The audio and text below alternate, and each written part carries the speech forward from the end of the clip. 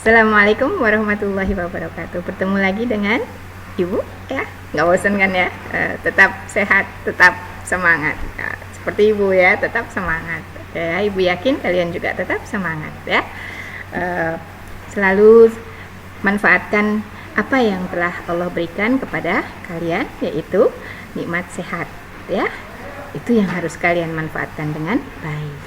Oke. Baiklah, kita langsung saja masuk ke materi pembelajaran. Kali ini kita belajar tetap masih bab struktur dan fungsi pada tumbuhan. Apa yang akan kita bahas mengenai teknologi yang terinspirasi dari jaringan tumbuhan ya. Jadi ada banyak teknologi yang terinspirasi dari jaringan tumbuhan ya. Untuk standar kompetensi masih sama ya, masih sama, menganalisis karakter struktur jaringan ya, dan mengaitkan dengan teknologi-teknologi yang ada pada saat ini. Oke ya. Kemudian yuk kita ingat ini mengenai struktur dari organ-organ tumbuhan, yaitu pada organ akar. Pada organ akar itu selalu ada rambut-rambut akar ya. Kemudian juga di sini ada xilem, fluem dan lain sebagainya. Ini struktur apa? Batang. Yang sebelah kiri ini adalah struktur batang dikotil, yang ini monokotil ya. Kalau yang ini apa? Akar pada dikotil, dan yang ini monokotil. Kemudian juga ini struktur daun ya. Struktur daun kita yang seperti ini. Di sini ada jaringan palisade ya, kemudian ada epidermis dengan kutikulanya dan rambut-rambutnya atau papila ya. Nah, inilah yang nanti kita juga harus mengingat ini, karena jaringan-jaringan penyusun pada organ tumbuhan ini juga menjadi satu inspirasi bagi manusia untuk menciptakan satu teknologi-teknologi. Jadi Allah menciptakan tumbuh-tumbuhan bukan hanya saja sebagai sumber makanan ya, karena dia bersifat autotrof ya, merubah zat anorganik menjadi organik yang bisa diserap oleh tubuh kita, tapi juga dia bisa kita ambil sebagai satu inspirasi untuk memudahkan membuat sesuatu bagi manusia ya. Baiklah, untuk materi kali ini yang akan kita bahas adalah teknologi. Teknologi apa saja? Teknologinya adalah teknologi panel surya, sensor cahaya, kemudian alat pemurnian air nih yang sering kita jumpai sehari-hari, ini juga sering kita jumpai ya. Panel surya juga, serta lapisan pelindung atau pengilap ya. Jadi ini semua tujuannya adalah membantu kita memahami bagaimana ilmuwan dapat mengembangkan teknologi yang terinspirasi dari jaringan tumbuhan dan menginspirasi kalian untuk mengembangkan teknologi di masa depan. Ini yang penting. Mudah-mudahan kalian nanti bisa terinspirasi untuk membuat satu alat-alat teknologi ya, yang memudahkan kita untuk melakukan sesuatu ya. Nah, ini tahukah kamu mengapa tumbuhan kaktus bisa bertahan di lingkungan kering? Kalau kita di lingkungan kering, apa yang terjadi? Dehidrasi. Kalau udah dehidrasi, udah deh mati. Oke, kemudian mengapa lampu jalan pada siang hari akan mati sendiri tanpa kita matikan? Bayangkan saja kalau seluruh lampu jalan ini mematikannya secara manual dengan kita mematikan, manusia mematikan, bayangin aja berapa orang yang diperlukan, ya kan? Nah, namun ada teknologi tertentu dari tumbuh-tumbuhan yang bisa menjadi inspirasi untuk menyebabkan lampu-lampu jalan mati secara otomatis, ya. Oke. Kita mulai dari teknologi yang pertama, ya, yaitu panel surya, ya. Panel surya atau solar cell ini adalah prinsipnya adalah mengubah sinar matahari menjadi energi listrik. Ketika cahaya matahari menabrak permukaan panel surya, maka elektron sebagai penyusun atom yang bermuatan negatif akan bergerak melalui konduktor menjadi energi listrik. Ini adalah mekanisme ini berasal dari mekanisme fotosintesis pada tumbuhan. Seperti apa mekanisme fotosintesis pada tumbuhan? Kita lihat di sini, ya. Jadi, pada tumbuhan, mekanisme fotosintesisnya itu adalah adanya elektron-elektron pada kompleks klorofil. Jadi ini klorofil, ini ya. Elektron-elektron yang ada di sini akan bergerak melalui saluran yang menyebabkan muatan positif ikut bergerak. Karena elektron bergerak, dengan sendirinya muatan positif juga akan bergerak. Muatan positif ini akan menuju ke kompleks enzim, ya, akan masuk ke dalam kompleks enzim yang ada, ya. Jadi enzim yang ada di sini, ya. Kemudian akan menghasilkan energi kimia yang berupa ATP dan ADH, akan berupa ATP dan ADH, ya. Ini ATP-nya dihasilkan dari elektron yang menyebabkan ion positif bergerak, maka akan keluarlah energi, mengeluarkan energi yang disebut dengan ATP, ya, atau juga dengan NADH, ya, ada NADH. Jadi proses ini bergeraknya elektron-elektron negatif yang menyebabkan pergerakan dari ion positif, maka akan mengeluarkan atau menghasilkan, membebaskan energi. Klorofil itu sendiri adalah strukturnya adalah C55H72O5N4 magnesium, Mg-nya 1, ya. Jadi adanya cahaya matahari akan menyebabkan ion-ion yang ada di sini akan menggerakkan ion positif. Oke ya. Nah, inilah yang dipakai sebagai teknologi yang kemudian terapkan pada komponen panel surya seperti ini, ya. Jadi di sini ada silikon, ya. Kemudian di sini ada elektroda negatif, sehingga ini dengan adanya cahaya matahari, elektroda negatif ini akan bergerak sehingga menyebabkan apa? Ion positif yang ada pada silikon ini akan bergerak masuk ke silikon tipe E, ya. Pergerakan ini akan menyebabkan satu aliran listrik. Arus listrik akan mengalir, maka lampu akan menyala, ya. Jadi di sini arus listriknya dihasilkan dari perpindahan atau pergerakan elektron negatif dan ion positif. Nah, kurang lebih seperti ini, nah. Jadi panel surya disusun berdasarkan pada teknologi dari fotosintesis, ya. Jadi luar biasa ya, fotosintesis yang ada di dalam klorofil yang kita lihat hanya pada selembar daun tipis. Kita belum bisa membuat setipis daun. Ini masih tebal gitu ya. Jadi wallahu alam, Allah itu luar biasa memberikan kita satu makhluk hidup yang luar biasa, yaitu tumbuhan, ya, dengan struktur yang sangat kecil-kecil tetapi menghasilkan satu energi yang luar biasa bagi kehidupan kita manusia. Oke ya. Jadi kita harus bersyukur. Kalau yang masih males-males, ingat bahwa Allah sudah menciptakan segalanya untuk kita, ya. Lanjut, kita masuk ke teknologi yang kedua, yaitu teknologi solar EV. Solar EV ini memanfaatkan tumbuh-tumbuhan yang dapat merambat, ya. Salah satunya adalah tumbuhan EV atau daun bunga EV. Jadi tumbuh-tumbuhan EV ini bisa merambat, ya. Ini di Eropa banyak sekali dijumpai rumah-rumah yang sengaja ditumbuhi oleh tumbuhan-tumbuhan merambat. Nah, ternyata tumbuhan merambat ini kemudian bisa dimanfaatkan sebagai sumber energi listrik. Maka dikatakan sebagai solar EV karena asalnya dari tanaman EV. Selain tanaman EV, juga kalau di Indonesia itu bisa memakai tanaman-tanaman yang dapat merambat. Misalnya sirih, ya, sirih itu bisa. Atau tanaman yang kayak koin ya, tanaman dolar itu ya, daunnya kayak dolar itu bisa. Kemudian ada tanaman cabe tapi bukan cabe rawit, bukan cabe merah, Jadi ada cabai yang daun pohonnya itu merambat, ya.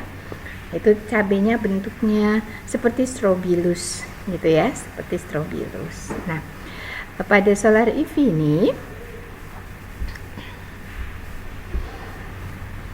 energi dari tumbuhan sebagai sumber energi listrik. Dan keuntungan yang kedua, ini memiliki nilai estetika yang bagus. Jadi kita bisa bentuk tumbuhannya, merambatnya seperti apa, ya.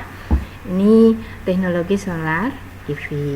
Kemudian yang berikutnya adalah sensor cahaya. Sensor cahaya ini memanfaatkan satu fotoreseptor dari atau light dependent resistor atau LDR dari satu tumbuh-tumbuhan, ya. Tumbuh-tumbuhan apa? Ini dari inspirasinya adalah dari tanaman kaktus, ya. Jadi pada tanaman kaktus itu stomatanya itu berbeda dengan daun. Kalau daun stomatanya membuka pada siang hari, kalau pada tanaman kaktus pada batangnya itu kalau siang hari malah menutup, ya. Jadi aktivitas membuka dan menutupnya stoma didukung oleh aktivitas sel penjaga atau sel pengiring yang memiliki apa? Fotoreseptor. Jadi fotoreseptornya terdapat di sel-sel pengiring. Sel pengiring atau sel penjaga ini sebenarnya sel epidermis juga, gitu ya. Sel epidermis. Nah, teknologi inilah yang menginspirasi sensor cahaya.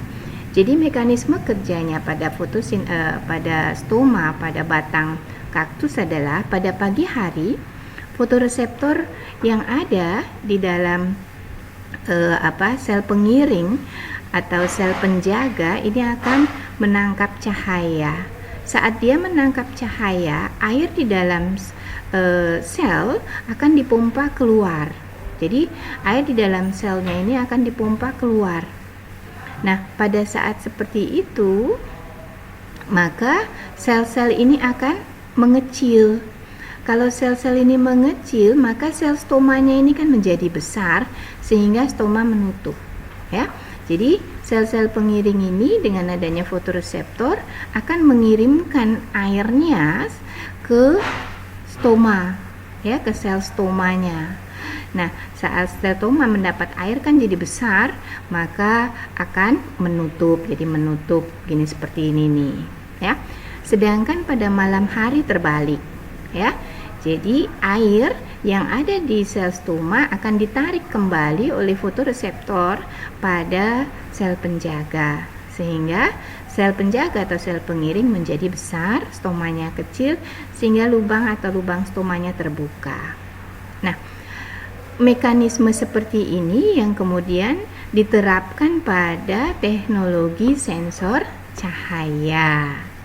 Jadi sinilah fungsinya apa? Mendeteksi ada tidaknya cahaya di sekitar, itu fungsi.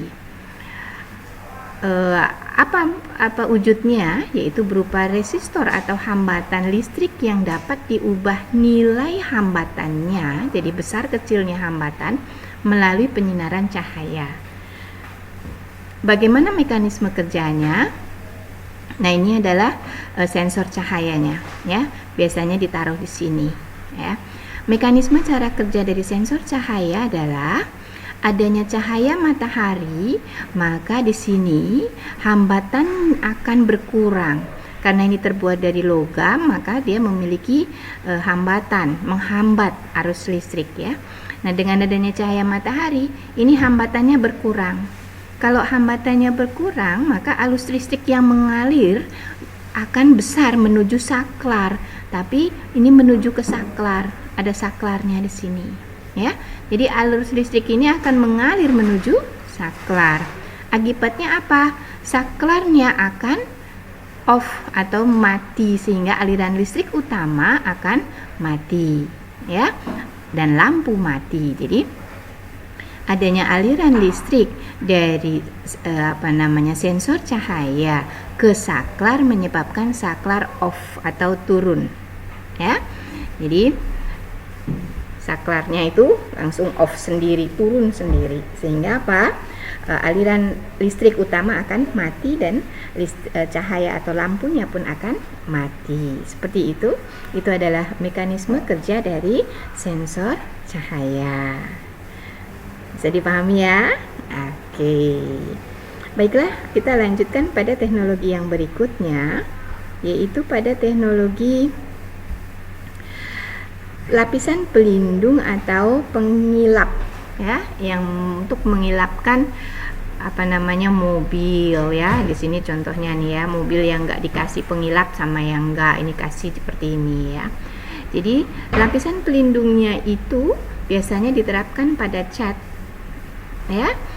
Pada cat ini fungsinya apa? Menjaga perlengkapan tidak mudah kotor ataupun keropos, terutama yang dari besi, ya.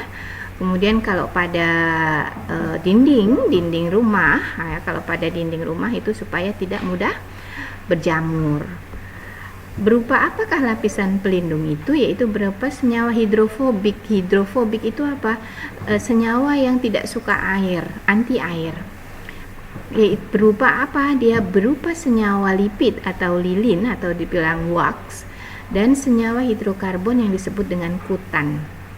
Nah, teknologi ini terinspirasi dari lapisan wax atau lilin pada daun talas.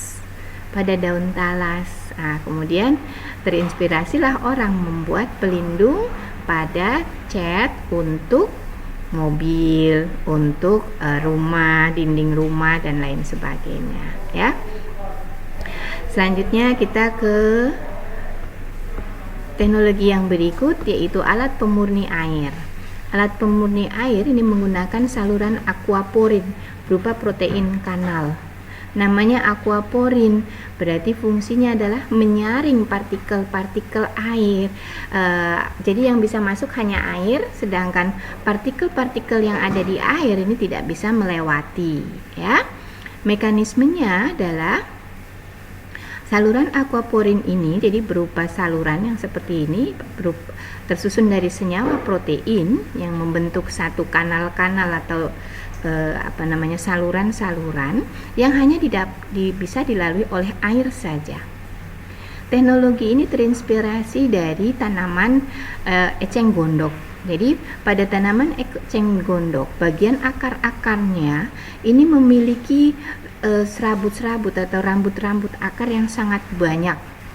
Nah, ternyata rambut-rambut akar ini tersusun dari satu senyawa protein yang menyebabkan dia bisa mengeluarkan air, ya. Jadi teknologi inilah yang kemudian diterapkan. Ini mekanisme kerjanya. Dengan adanya saluran aquaporin, maka hanya air saja yang bisa keluar. Nah, sedangkan partikel lain tetap tertahan di dalam tanaman ini. Airnya dikeluarkan, maka air yang ada di sini menjadi jernih. Ya, itulah teknologi pemurni air yang mengadaptasi dari mekanisme kerja akar pada tanaman eceng gondok. Ya, subhanallah ya, begitu luar biasa gitu ya. Jadi eceng gondok ini juga banyak dimanfaatkan oleh pabrik-pabrik yang menghasilkan limbah cair. Jadi dia akan menampung limbah cairnya itu di dalam sebuah kolam. Nah, kolamnya itu ditanamin dengan eceng gondok. Nah, nanti yang bisa partikel-partikel yang polutan itu akan tertahan, sedangkan airnya itu menjadi jernih, ya. Baru air yang jernih inilah kemudian disalurkan ke saluran pembuangan atau bisa dimanfaatkan kembali untuk aktivitas pabrik tersebut, ya. Tuh, seperti itu sayang. Nah, jadi ini kalian sering melihat ini kan ya, di rumah-rumah sekarang banyak memakai seperti ini ya. Ada mereknya banyak sekali ya. Jadi kita tinggal taruh air mentah, kemudian kita bisa minum karena di sini ada filternya. Filternya ini terinspirasi dari mekanisme kerja rambut-rambut akar pada tanaman eceng gondok. Bagaimana? Luar biasa kan? Nah, itu baru beberapa teknologi saja yang menerapkan dari beberapa fungsi tumbuhan. Kalau kita pelajari lebih lanjut, maka nanti juga bisa menjadi satu inspirasi bagi kita menciptakan alat-alat baru yang fungsinya adalah hampir sama seperti tumbuh-tumbuhan. Oke ya.